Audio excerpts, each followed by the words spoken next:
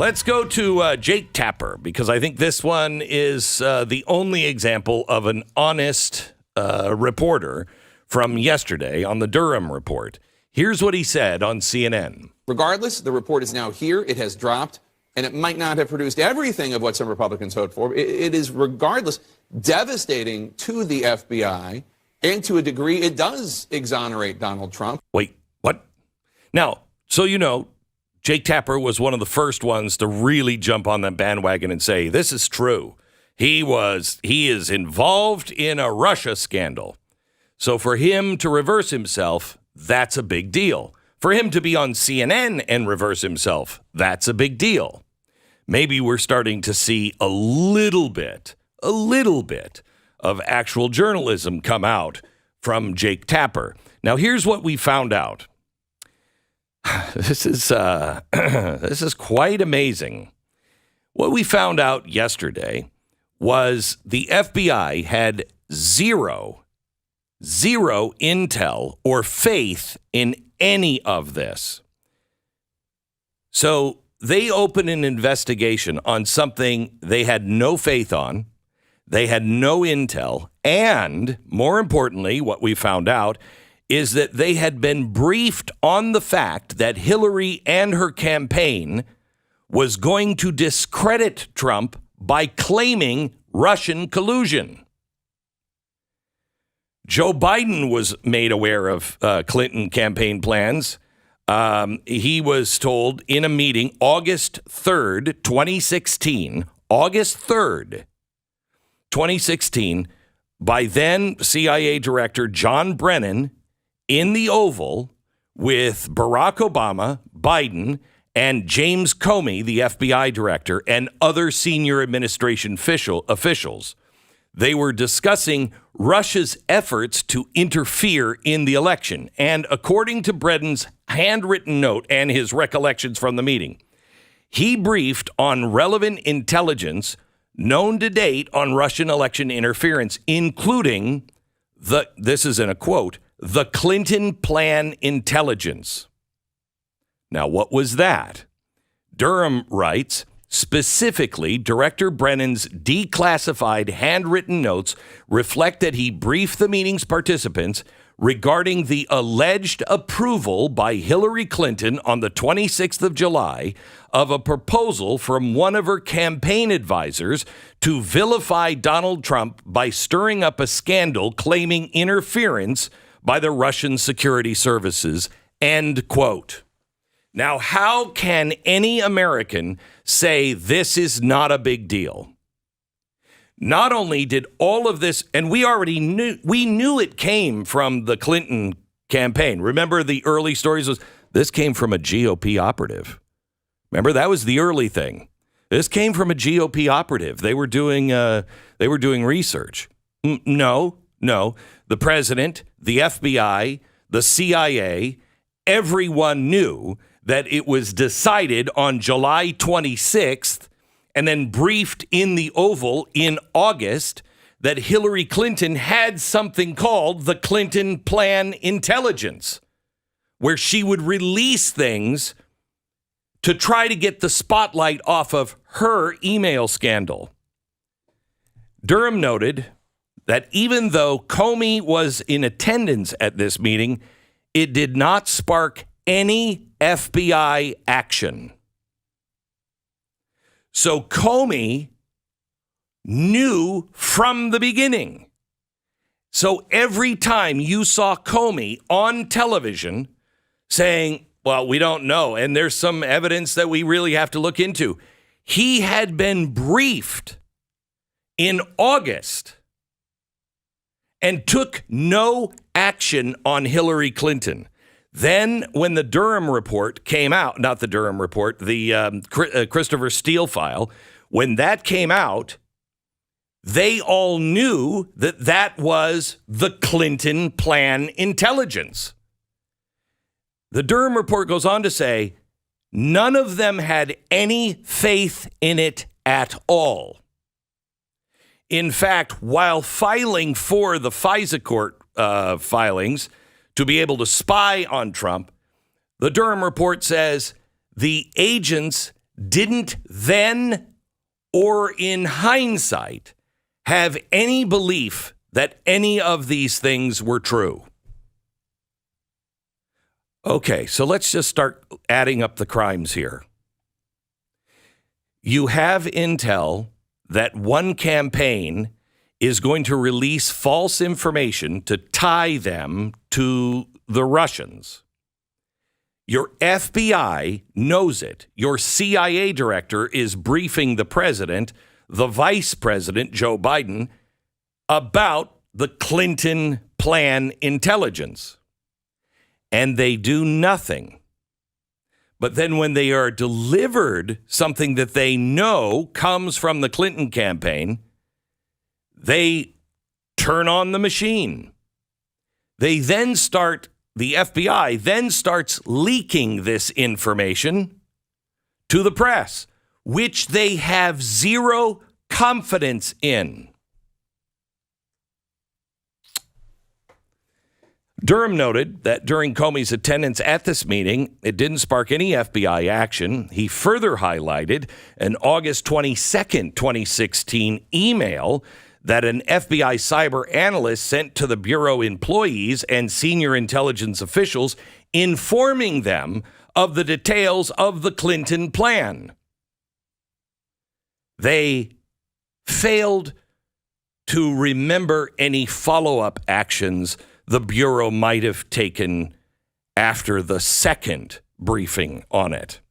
Then the FBI, when they got the Steele dossier, remember, the one that no one in the administration believed anything in it, the one that they knew came from Clinton, the one they had been told months before was coming in the Clinton campaign, the Clinton plan intelligence. When they got it, they went to Christopher Steele. He's the author of the dossier, and offered $1 million. We'll pay you and pay your primary sources money if anyone is able to prove this. So now, when Hillary Clinton's operatives couldn't get anything really solid, they pass it to the FBI. The FBI looks at this and goes, this is garbage. Yeah, I know, but it could be true. All right, offer him $1 million if he can come up with something. Okay, anybody have a problem with that? Anybody? Then they went, one of the FBI agents, Brian Otten, traveled to Rome and met with Steele on October 2016. And he made the offer knowing that it relied primarily on one person or subsource. The Bureau paid that subsource. That subsource was Igor Danchenko. They paid him almost $250,000, even after he was unable to provide any evidence for a single claim. Your tax dollars paid him. Now, this is going to get worse. More shockingly, according to the Durham report, the FBI had significant evidence that Danchenko himself was Russian intelligence. It had closed a counterintelligence investigation into him in 2011 because agents mistakenly believed he had left the country.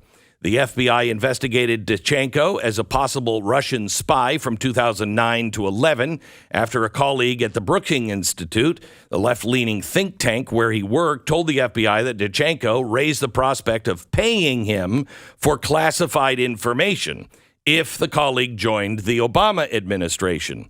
A second Brookings employee also told the FBI he suspected Danchenko of being connected to Russian intelligence.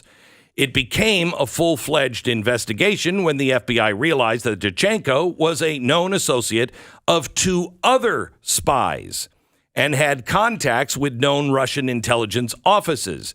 and had said he wanted to join the Russian diplomatic service. He also told another person that he worked on special matters for the Russian army and that his Russian passport listed him as connected to the Russian military intelligence service.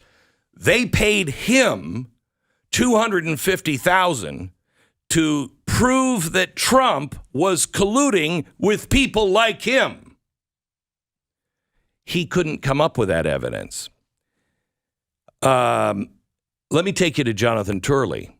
Jonathan Turley said the AP tried to dismiss this as not the crime of a century that Donald Trump termed it.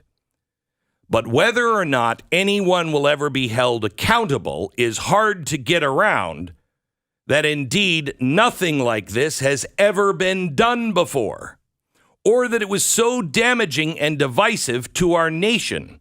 What's criminal is that it appears people might get away with it. That doesn't mean it wasn't the crime of the century. It just means people are not being held to account. There is so much wrongdoing involved in all of this, but let's point out one big lie that we always knew was a lie, which the report now confirms. Do you remember when Adam Schiff, then the chair of the House Intelligence Committee, claimed he had seen evidence that he couldn't share with us demonstrating the Russian collusion? Now that the report verifies there never was anything, what was that evidence, Adam? Given Durham's findings that there was no basis for action taken by the FBI in launching the investigation, it would be a good time for former House Intelligence Chair Adam Schiff to reveal the evidence that showed the Russian collusion. There is no evidence. So here's what you have, America. You have a former president that knew someone was going to attack the Republican candidate and make up a story about Russian intelligence so the press would not talk to Hillary Clinton about her emails. The president knew about it, the vice president knew about it, the CIA knew about it, and the FBI knew about it. But they took no action at all. Now, if that isn't throwing an election, I don't know what is. If that's not making sure your person wins because you immediately follow it up with being delivered that you know is false, being delivered, and then start leaking everything to the press from official sources. I don't know. I'm not going to be happy until people go to jail. Now, the FBI did come out and they said in their statement, the conduct in the 2016 and 2017 special counsel Durham examined was the reason that the current FBI leadership already implemented dozens of corrective actions, which now have been in place for some time. So they fixed it. Nothing to see here. No one went to jail. No one was fired. No one was held accountable. But trust us, they say, we've fixed it. Boy, I'm so close to using a word that I know I can't use and follow it with you to the FBI. There is a serious problem. So how do we fix it? Because they ain't going to fix it. I'll tell you in 60 seconds. There is so much more to report on what happened yesterday, but I want to give you a little ray of hope here. Got a Twitter message from somebody who follows me, Marcus.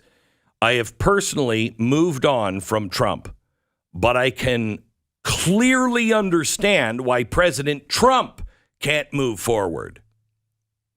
You want to pay President Trump back for everything that he did, then you should be on the bandwagon, because the best thing we can do is make sure the people who did that to him and would do that to you or anybody else that they disagree with goes to jail. I can't move on. Dear God, who's going to hold the Democrats accountable? Well, I'm not sure it's the Republicans, but we are going to try on Thursday night a new angle entirely.